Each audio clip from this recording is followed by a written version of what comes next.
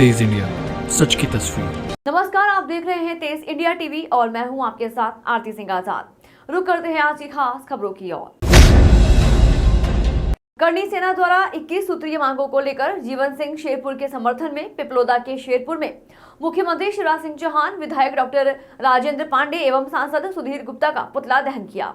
वहीं आज जावरा में करणी सेना ने चक्का जाम किया। विधायक डॉक्टर राजेंद्र पांडे एवं सांसद सुधीर गुप्ता का पुतला दहन किया गया।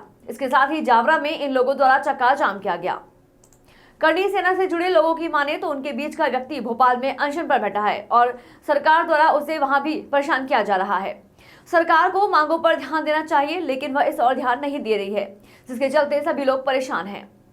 वहीं दूसरी ओर पुलिस को इस पूरे घटनाक्रम के बारे में कोई जानकारी नहीं होने की बात भी सामने आ रही है। थाना प्रभारी द्वारा इस पूरे मामले में अनभिज्ञता जाहिर की गई है।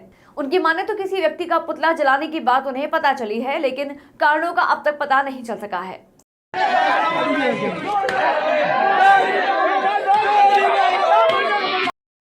हम सरकार की तानाशाह नीतियों के खिलाफ ये कर रहे हैं। यहाँ पर मुख्यमंत्री, सांसद और विधायक तीनों के पुतले दहन किए जा रहे हैं। हमारा भाई हम सबके लिए भोपाल में बैठ के लड़ रहा है, हम उसके लिए यहाँ बैठे हुए लड़ रहे हैं।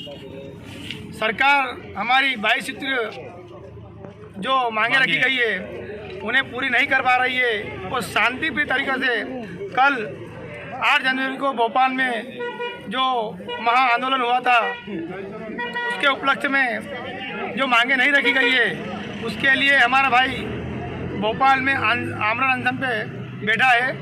उसे वहाँ भी परेशान किया जा रहा है पुलिस के द्वारा। इसलिए हम अपने गांव शेरपुर में यहाँ उसके सरकार के तानाशाह के खिलाफ यहाँ बैठ रहे हैं और तीनों मुख्यमंत्री, सांसद और विधायक के पुतले दहन हम कर रहे हैं। और नहीं मानी गई तो हम खुद यहाँ पर अनशन पे बैठने के लिए तैयारी पूरी हमने कर रखी है।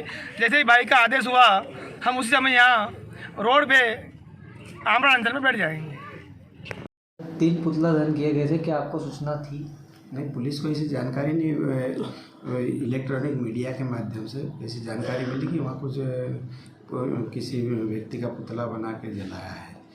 पुलिस तस्दीक कर रही है उसके संबंध में। क्या पुलिस प्रशासन को ये जानकारी कहाँ हुआ है पुतला दहन? ऐसी कोई अभी फिलहाल की जानकारी ऐसी नॉलेज में नहीं है कहाँ हुआ। अगर क्या नॉलेज में आता है तो क्या कार्रवाई की जाएगी? जो विधि अनुसार कार्रवाई होगी, जो विधि में आता है। रतलाम जिले के आलोट में सहकारी सोसाइटी का शटर उठाकर खाद लूट के मामले में फरार चल रहे कांग्रेस के विधायक मनोज चावला ने इंदौर के विशेष न्यायालय में सरेंडर कर दिया, जहां से विधायक चावला को जेल भेज दिया गया है। बीते दिनों ही विधायक चावला की ओर से जबलपुर उच्च न्यायालय में अग्रिम जमानत के लिए अर्जी दाखिल की गई थी, जहां से उन्हें राहत नहीं मिली थी।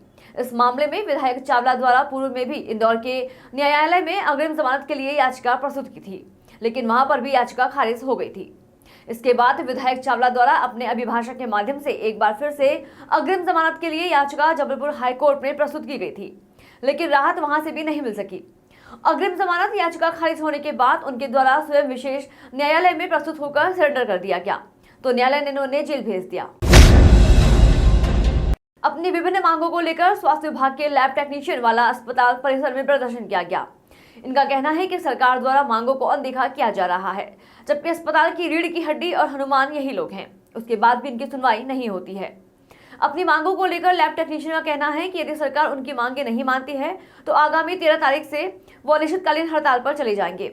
ऐसे में मरीजों को होने वाली समस्त परेशानियों की जिम्मेदारी सरकार की रहेगी। हमारे यहाँ के राम खड़े हैं, हमारे यहाँ के वीर खड़े हैं, डॉक्टर्स लोग खड़े हैं, ये युद्ध लड़ते हैं, जीतते हैं, लेकिन सूचना हम लाते हैं, लेकिन बीमारी की सूचना हम देते हैं। हम जो है रीढ़ की हड्डी है इस अस्पताल की, इस पूरे अस्पताल प्रशासन की, अस्पताल जो पूरा स्वास्थ्य विभाग है उसकी रीढ़ की हड्डी है लैब टेक्नीशियन से। लैब टेक्नीशियन अनुमान है, बाकी सब सेना और वीर हैं, सभी रथी महारथी हैं। सरकारी हॉस्पिटल गरीबों का हॉस्पिटल कहा जाता है। यहाँ पे आने वाली मरीजों को और गरीबों को परेशानी का जिम्मेदार कौन है? ये सभी जो परेशानियाँ हो रही है इसके लिए पूर्ण रूप से प्रदेश की सरकार, प्रदेश के मुख्यमंत्री, प्रदेश के शासन में बैठे हुए जो कर्ता धर्ता हैं वे सभी इसके लिए पूर्ण रूप से वे जिम्मेदार हैं। इसका कारण है कि हमने पूर्व में, आज से नहीं सालों से हम लोग ये मांगों को लेकर क्रमबद्ध आंदोलन कर रहे हैं। हम लोग आज अनिश्चित रूप से एकाएक आंदोलन में नहीं कूद गए। हमें पता है कि हम इस संवेदनशील क्षेत्र से जुड़े हुए हैं। हमारा जो कार्य क्षेत्र है वो मानव सेवा का कार्य क्षेत्र है। हम खुद हमारे हृदय में संवेदनाएं रखते हैं कि किसी का नुकसान नहीं हो, किसी का कार्य लेट नहीं हो, किसी का जो है उपचार लेट ना हो। लेकिन शासन अगर ये चाहती है कि आप जिससे उपचार करवा रहे हैं उनका खुद के उपचार की व्यवस्था वो ना करें, हमारे खुद के दुखों को दूर ना करें, तो हम कैसे काम करेंगे? और कब तक हम उसके बातों को हम जो है आगे बढ़ाते रहेंगे अपने चीज़ों को? हमने कई बार शासन को इसके लिए प्रदेश स्तर पे उठाया, जिलों पे उठाया, ब्लॉक में उठाया कि आप हमारी इन मांगों को पूरा करिए, हमें कम से कम आप जो है कुछ ठोस आश्वासन, कुछ आदेश निकालिए, लेकिन कोई कार्रवाई नहीं की गई है। मजबूरी बस हमें ये कदम उठाना पड़ा है। हम 13 तारीख से अनिश्चितकालीन हड़ताल पर जाएंगे। 4 दिन का फिर शासन के पास समय है। ये चेतावनी समझें या हमारा उनके लिए आप अनुनय समझें कि आप जो है मानव मात्र को ध्यान में रखते हुए, करुणा को रखते हुए ध्यान में, स्वास्थ्य को ध्यान में रखते हुए हमारी मांगों को पूर्ण कर दें और कार्य को सुचारू रूप से चालू रखें। आपका नाम और पता? दुष्यंत राजपुरोहित, मेडिकल लैब टेक्नीशियन एसोसिएशन, जिला शाखा रतलाम में सचिव हूँ।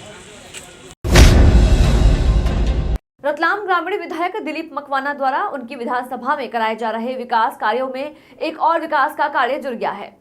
विधायक मकवाना द्वारा रविवार को ग्राम तीतरी में विधायक निधि से गुर्जर समाज की धर्मशाला में 5 लाख की लागत से बनने वाले टीन शेड निर्माण कार्य का भूमि पूजन किया गया। धर्मशाला में शेड निर्माण कार्य को लेकर ग्रामीणों में खासा उत्साह नजर आया। गुर्जर समाज की धर्मशाला में प्रतिवर्ष कई धार्मिक और सामाजिक कार्यक्रम आयोजित होते हैं। ऐसे में तेज धूप और बारिश के चलते ग्रामीणों को कई तरह की परेशानियों का सामना करना पड़ता था। इन सब बातों को ध्यान रखते हुए यहाँ पर विधायक निधि के माध्यम से टीन शेड का निर्माण कार्य स्वीकृत किया गया। तीतरी में भूमि पूजन कार्य के लिए विधायक मकवाना के द्वारा यहाँ के निवासी शांतिलाल परमार के निवास घर पहुंचकर उनके साथ भोजन भी किया गया। शांतिलाल के द्वारा विधायक श्री मकवाना को उनकी दिव्यांगता की जानकारी भी दी गई और बैटरी वाली ट्राईसाइकिल की मांग की गई, जिस पर विधायक द्वारा आश्वस्त किया गया कि उनकी मांग को पूरा किया जाएगा। शहर में सोमवार को क्रीड़ा भारती एवं चैतन्य कश्यप फाउंडेशन द्वारा आयोजित 23वें खेल चेतना मेले का शुभारंभ ओलंपियन साक्षी मलिक ने किया। इस दौरान ओलंपियन साक्षी मलिक कुश्ती के रिंग को छोड़ क्रिकेट की पिच पर बल्ला जमाते नजर आईं। पहलवान को क्रिकेट के मैदान पर देख हर कोई अचंभित नजर आया। उनके साथ पति अर्जुन अवार्डी सत्यव्रत पहलवान भी मौजूद रहे। ओलंपियन साक्षी मलिक ने बच्चों को बताया कि खेल चेतना मेला जैसे प्रकल्पों से ही वह इस मुकाम तक पहुंची हैं। कार्यक्रम की अध्यक्षता कर रहे क्रीड़ा भारती के राष्ट्रीय कार्याध्यक्ष फाउंडेशन अध्यक्ष विधायक चैतन्य कश्यप ने कहा कि खेलों का यह उत्साह खिलाड़ियों को नई ऊंचाइयों तक ले जाएगा। ओलंपियन साक्षी मलिक ने मंच पर आते ही सबसे पहले खेल चेतना मेला की प्रेरणा स्रोत नीता कश्यप को धन्यवाद ज्ञापित किया। उन्होंने कहा कि आपने इतने अच्छे खेलों की शुरुआत की और बच्चों को प्रोत्साहन मिला। आप जो बच्चे इस मैदान में दिख रहे हैं, यह सब आपकी बदौलत है। अध्यक्षता कर रहे विधायक चैतन्य कश्यप ने कहा कि 2-3 साल कोरोना के नहीं होते तो हम इस बार रजत जयंती वर्ष मना रहे होते। रतलाम के खिलाड़ियों का उत्साह बताता है कि रतलाम का खेल चेतना मेला खिलाड़ियों को नई ऊंचाइयों पर ले जाएगा। खेलों को अपने जीवन का अंग बनाएं, इससे जीवन पर्यंत जीतने की प्रवृत्ति का विकास होगा। आज ओलंपियन साक्षी मलिक आपके बीच हैं। आपको उनसे प्रेरणा लेनी चाहिए कि खेलों के माध्यम से देश और दुनिया में रतलाम का नाम रोशन करें। तो आप सभी बच्चों को यही कहना चाहूँगी कि आप कोई भी अपना टारगेट बना लें, कोई किसी भी स्पोर्ट्स में, किसी भी फील्ड में बना लें, लेकिन आपका एक टारगेट होना चाहिए कि मुझे वो अचीव करना है। और पूरी लगन, पूरी मेहनत, पूरी डिसिप्लिन के साथ अगर आप अपने टारगेट की तरफ बढ़ोगे तो आप जो भी चाहो वो अचीव कर सकते हो। पर एक और इम्पॉर्टेंट बात है कि खेलों का ज़रूर अपने जीवन में मतलब भाग्य रखो। स्पोर्ट्स नहीं, आप योगा कर सकते हो, वॉकिंग कर सकते हो, प्राणायाम कर सकते हो, पर खेलों को ज़रूर अपने जीवन में आप ऐड करो। उससे आप जो है स्वस्थ रहोगे और आप शारीरिक स्वस्थ रहोगे और आप जिस भी फील्ड में जाओगे आप अच्छा ही करोगे। तो ये खेल चेतना मेला जो है, मुझे आज इतने सारे संख्या में लगभग 7-8 हज़ार बच्चे मैंने देखे हैं जो इतने मोटिवेटेड है, इतने उत्साह से भरे हुए हैं खेलने के लिए। तो उन सबको मेरी तरफ से ऑल द बेस्ट। जो भी एथलीट हैं अच्छे से पार्ट लो और खूब बढ़ चढ़ के हिस्सा लो और सभी को ऑल द वेरी बेस्ट। और एक बार फिर से बहुत बहुत धन्यवाद मुझे यहाँ बुलाने के लिए, आप सब लोगों के बीच में। आप सब लोग इतना प्यार इतना सम्मान देते हो तो उसका तहे दिल से धन्यवाद। Thank you. फिलहाल इतना ही। खबरों का सिलसिला लगातार जारी है, बने रहे तेज इंडिया टीवी के साथ। नमस्कार।